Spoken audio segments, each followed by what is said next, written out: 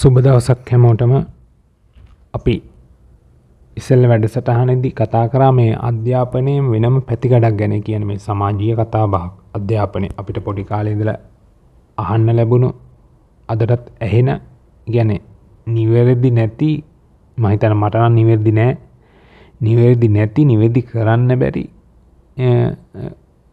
කතාවක් තියෙනවා සමාජයේ කතාබහක්. ඉතින් ඒ ගැන නිවැරදි කිරීමක් තමයි පළවෙනි වැඩසටහනෙන් කරේ. ඉතින් මේ වැඩසටහනුත් ඒකට උදාහරණයක් අරගෙන අපි මේක ඔප්පු කරගන්න බලනවා. මෙහෙමයි. අර මුලින්ම කිව්වාගේ හැමෝටම පාසල් අධ්‍යාපනය ලැබිය යුතුයි. ඒ කියන්නේ ළමෙක් ඉන්නවා ඔහුට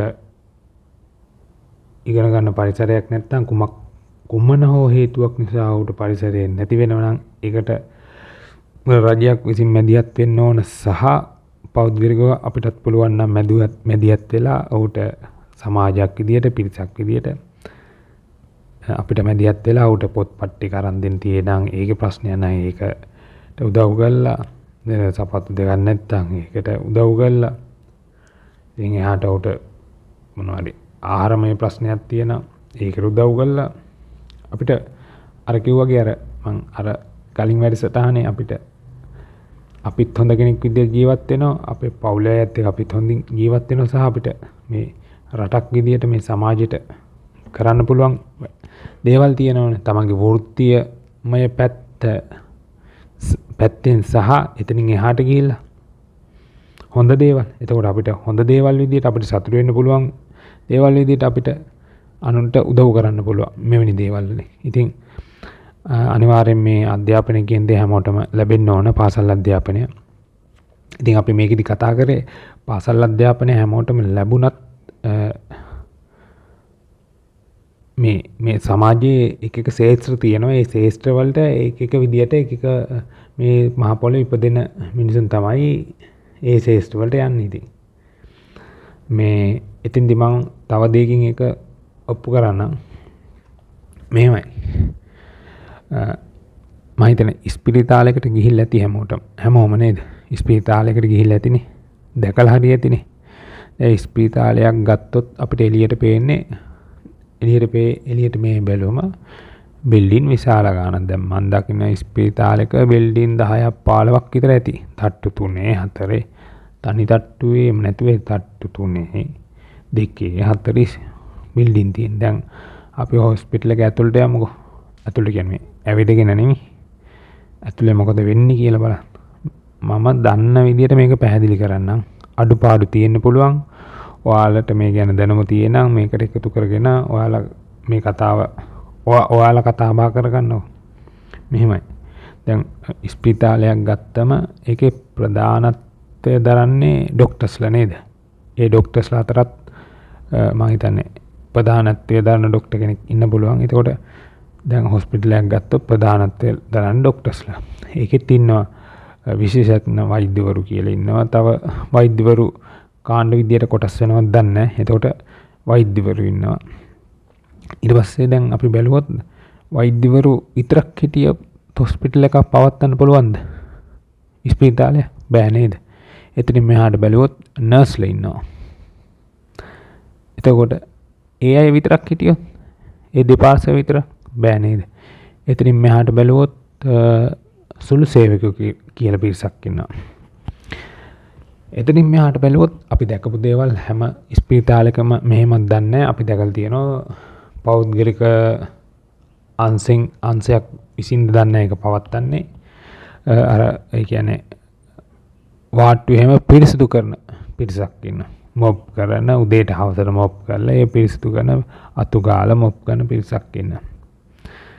දැන් එතනින් එහාට ගත්තොත් තව ඉන්නව නේද? දැන් අපි දැකපු දේවල් එක ලේ මුත්‍ර වැනි දේවල් පරීක්ෂා කරන්න ඒවයි රිපෝට්ස් දෙන්න පිරිසක් ඉන්නවා.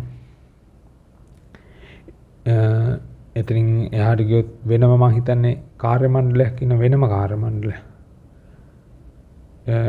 මම හිතන්නේ ලිපි ගොනු වල වැඩ කරන වෙනම කාර්ය මණ්ඩලයක් ඉන්නවා. ඊට පස්සේ බෙහෙත් දෙන්න වෙනම පිරිසක් ඉන්නවා. එතකොට මේ ඉස්පිරිතාලේ ආරක්ෂාවට ඉන්න වෙනම පිරිසක්. නේද? දැන් හොස්පිටලයක් කියලා ගත්තම සියලු දෙනාම ඉන්නවා. ප්‍රධානත්වය දුස්තර මහත්තයෙක් ඉඳලා සියලු දෙනාම ඉන්න. එතකොට අපි තව මෙහෙම කියමු උතරින් එහාට ගියාම දැන් හොස්පිටලයක් ගත්තම හොස්පිටල් එකේ අපි ගමු මොකක් හරි ජල කාන්දුවක් වෙනවා. නැත්නම් විදුලි බලය පිළිබඳ විදුලිය පිළිබඳ ප්‍රශ්නයක් වෙනවා. දැන් ඕකට අනිවාර්යෙන් ඒ පිළිබඳ දැනුම තියන අය නේ දෙන්න ඕන. එතකොට එහෙම පිරිසකුත් අනිවාර්යෙන් කියන්නේ ඒක ඇතුලේ ඉන්නවද නැද්ද දන්නේ නැහැ. හැබැයි ඇතුලේ නැති වුණත් ඒ පිරිසකුත් ඉන්න ඕනේ. එතකොට මේ සමාජයේ එහෙම පිරිසකුත් ඉන්නවා කියන්නේ. ඉලෙක්ට්‍රික් පැත්ත දන්න කෙනෙක් ඉන්න පුළුවන්. ඉන්නවා. එහෙම ඉන්නව නේද? එතකොට එහෙම කෙනෙක් නේද අතින්ට යන්නේ. දැන් විදුලිය පිළිබඳ ප්‍රශ්නයක් වුණොත් විදුලිය එන හිටීමක් ඇතුළේ මොකක් හරි ප්‍රශ්නයක් වුණොත් ඒ පිළිබඳව දන්න කෙනෙක් කියන්නේ. එතකොට ජලය පිළිබඳ ප්‍රශ්නයක් වුණොත් ජල කාන්දුවක් හෝ මොකක් හරි ප්‍රශ්නයක් වුණොත් ඒ පිළිබඳව දන්න කෙනෙක් කියන්නේ. එතකොට දැන් මේක මේ ස්පිතාලයක් පවත්වන්න මේ හැමෝම ඉන්නවා. පවත්වන්න මං කිව්වේ. අපි එතනින් එහාට ගියොත් දැන් ස්පිතාලයක් ගත්තම දැන් අපි වාට්ටු වලට ගිහලා තියෙනවා. වාට්ටු වල ඇඳන් තියෙනවා. තව කබඩ් වගේ ඒවා තියෙනවා. තව එතකොට අපි දැකලා තියෙනවා ඩොක්ටර්ස්ලා වාඩි වෙන පුටු තියෙනවා. නර්ස්ලා වාඩි වෙන පුටු තියෙනවා. තව ඔය එන ලෙඩ්ඩු බලා ගන්න අය වාඩි වෙන පුටු තියෙනවා. ඔය වැනි දේවල් තියෙනවනේ. එතකොට දැන් මේ ටික නිර්මාණය කරන්නත් කවුරු හරි ඉන්නව නේද? ඒ ටිකත් අවශ්‍යයි හොස්පිටල් එකට. ඒක ඒ ටික නිර්මාණය කරන්නත් කවුරු හරි ඉන්න ඕන. නේද? ඒ එහෙම පිරිසකුත් ඉන්න. අපි ඔතනින් එහාට තව යමුකෝ බලන්න. දැන් මේක තමයි හොඳම දේ. දැන් අපි අර මම මුලින්ම කිව්වේ දැන් හොස්පිටල් එකක් අපි දකින්නේ එළියෙන් දකිද්දි බිල්ඩින් 7-8 තට්ටු 2 3 4 බිල්ඩින් 7-8 10ක් 15ක් තියෙනවනේ. ඒතකොට මේ බිල්ඩින් එක නිර්මාණය වෙන්නේ බෑ. මේ බිල්ඩින් ටික. ඒතකොට මුලින්ම මේ බිල්ඩින් ටික නිර්මාණය වෙන්නේ කොහොමද? ඒතකොට නිර්මාණය වෙන්නේ එතකොට මේ නිර්මාණය කරන මේක මූලිකත්වය අරගෙන කරන සමාගමක් වෙන්න පුළුවන්. ආයතනයක් වෙන්න පුළුවන්. ඒතකොට මේ සමාගමේ ප්‍රධානියගේ ඉඳලා පිරිසක් ඉන්නවා. ඒතකොට ප්‍රධානිය යටතේ තව පිරිසක් ඉන්නවා. දැන් මේ පිරිසගේ යටතේ තව පිරිස ඉන්නවා. එතකොට හොස්පිටල් එක නිර්මාණය කරන තැනට යනවා තව කෙනෙක් කියන්නේ ඕ පිළිබඳ දැනුම තියෙන කෙනෙක්. කියන්නේ කන්ස්ට්‍රක්ෂන් පැත්තේ දැනුම තියෙන කෙනෙක්. ඔහු එතෙන්ට යනවා. ඒක අර ආයතනෙන් ඔහුපත් කරනවා එතෙන්ට. ඔහුගේ යටතේ තව කී දෙනෙක් වැඩ කරනවද? ඔහුගේ යටතේ කී දෙනෙක් තව වැඩ කරනවද? ඔහුගේ යටතේ වැඩ කරනව තව. ඉතින් අපි කියමු බාසුන් නැහැල වැඩ කරනවා. අර බාසුන් නැහැ ගැඩ්ලෙන් බඳිනකොට නේද මේ බිල්ඩින් එක නිර්මාණය වෙන්නේ. එතකොට මේ බාසුන් නැහැට අත් වැඩ දෙන්න පිරිසක් ඉන්නවා. සිමෙන්ති අනන්න ගැඩොට් ටික ළඟට ගෙනල්ලා දෙන්න. එතන පිරිසක් ඉන්නවා. දැන් ඔය හැමෝම ඉන්න ඕන නේද? එතනින් එහාට ගියොත් තව කිව්වොත් අර වැලි ටික කොහෙන්ද හම්බෙන්නේ? අර සිමෙන්ති ටික. වැලි කොට දාන පිරිසක් ඉන්න ඕන. සිමෙන්ති ටික ගත්තොත් සිමෙන්ති කර්මාන්තශාලාවක් තියෙනවා. එතකොට ගියොත් බ්ලොක් ගල් ගහන තැනක් තියෙන්න ඕනේ. ඒක ප්‍රමාණය කරන මේ. එතකොට මේ අපි හොස්පිටල් එකක් කියලා දැක්කම ඉතින් ඔය සියලු දෙනාගේම ඕනුනා මේක නිර්මාණය වෙන්න සහ ආදර පවත්වාගෙන යන්න. නේද? ඒතකොට හොස්පිටල් එකේ බෙහෙත් ටික නිර්මාණය වෙන තැනුත් තියෙනවා. ඔහොම බලමු. එතකොට මේ සමාජයක් කිව්වම සමාජයේ මිනිසුන් එක එක දේවල්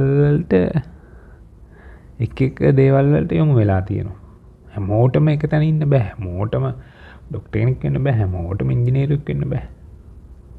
වෙන්න එපා කියනවනේ. මේක වෙන දෙයක්. ඔන්න ඕක අපි දැනගන්න ඕන. එතකොට අර මම හොස්පිටල් එකක් කියලා ගත්තේ ඕ හැමෝගෙම බොහෝ පිරිසක නියෝජනයක්. නේද? එතකොට ඔය කියන හැමෝටම එක විදියට අධ්‍යාපන ලැබන්න බැරි වුණා නේද? අධ්‍යාපනයේ පාසල් අධ්‍යාපනයේ ඉහළටම කියන කෙනා දොස්තර කෙනෙක් වුණා. පාසල් අධ්‍යාපනයේ මං සාමාන්‍ය පාසල් අධ්‍යාපනය ගොඩාක් ඉහළට යන්න බැරි වෙන කෙනෙක් වෙන්න පුළුවන් මන් දන්නේ නැහැ. සාමාන්‍යයෙන් අර අතන බදාමන්න කෙන හැබැයි ඔවුත් මෙතනට ඉන්න ඕන නේද? අනිවාර්යයෙන්. ඒ ටික කරේ නැතුණා නම් මොනවත් නැහැ නේ. උතන හොස්පිටල් එකක් නැහැ නේ. කොහොමද නිර්මාණය වෙන්නේ? අර වැලිගොඩ දාන කෙනා හිටියේ නැතුණා නම් උතන මොනවත් නැහැ. එහෙනම් මේ සමාජය කියන්නේ හැම පැත්තටම සමාජ ඉපදෙන මේ මහ පොළොවේ ඉපදෙන මිනිස්සු තමයි හැම පැත්තටම යන්නේ ඉතින්. මෙතන තියෙන ප්‍රශ්නේ තමයි මිනිසුන්ට මේක වැටහෙන්නේ නැති තැන මිනිස්සු තව කෙනෙකුට අවලාද කරනවා. ඒ කියන්නේ තමන්ගේ ළමයා තමන්ගේ සහෝදර සහෝදරයන්ට උගන්වන්න එපා කියන එකනේ හොඳට උගන්වන්න. හැබැයි නිකන් බොරු අවලාද කරන්න යන්න එපා. ඒ කියන්නේ තලා පෙලා පහත් කොට සලකන්න යන්න එපා. අපිට ඕන ගුණධර්ම වලින් පිරුණු සමාජයක්. මොකද සමාජය අර ඕන රටක ජපානයේ හෝ එංගලන්තයේ හෝ ඇමරිකාව හෝ අපි වර්ණනා කරන ලෝකේ රටවල් වල ඔහොම තමයි. ඔය කියන හැම පැත්තටම මිනිසුන් නිරත වෙලා තියෙනවා. වැඩේ තියෙන්නේ අපේ තියෙන්නේ මේ ගුණධර්ම නැති ප්‍රශ්නයක් නිර්මාණය වෙගෙන යන. ඒ කියන්නේ මූලික අවශ්‍ය දේවල් ගුණධර්ම නැති. ඒ කියන්නේ මේ අපි කොහොමද ජීවත් වෙන්න ඕන? අපි කොහොමද අපේ ජීවිතේ හොඳට නිර්මාණය කරගන්න සහ අපි අවංකව අපි කරන දේ කරන්නේ. එතකොට අපි පවුලක් විදියට කොහොමද හොඳට ජීවත් වෙන්නේ? එතනින් එහාට අපේ මේ රට වෙනුවෙන් අනාගත පරපුර වෙනුවෙන් අපෙන් වෙන්න ඕන දේ මොකද්ද? අපේ වෘත්තිමය පැත්ත අවංකව කරලා නියතමානීව කරලා සතුටින් කරලා එතනින් එහාට තව දෙයක් අපිට මේ සමාජයට කරන්න තියෙන ඒ ටිකත් කරලා අපි ඉන්න මේ කාලේ කොපම ඉන්නවද දන්නේ නැහැ. ටික කාලයක් කොහොමවත් ඉන්න තියෙන ඉතින් ඒකේ ඒ කටයුතු කරලා අර සතුටින් ජීවත් වෙන කෙනෙක් වෙන්න පුළුවන් නම් ඒක තමයි වෙන්න ඕන. ඒතකොට මම මේ කියන්න ගියේ අර අධ්‍යාපනයේ අපි කතා කරපු සමාජයේ කතා වෙන ඒ කියන්නේ කිසිම තේරුමක් නැති කතා බහක් ගැන මම කියන්නේ.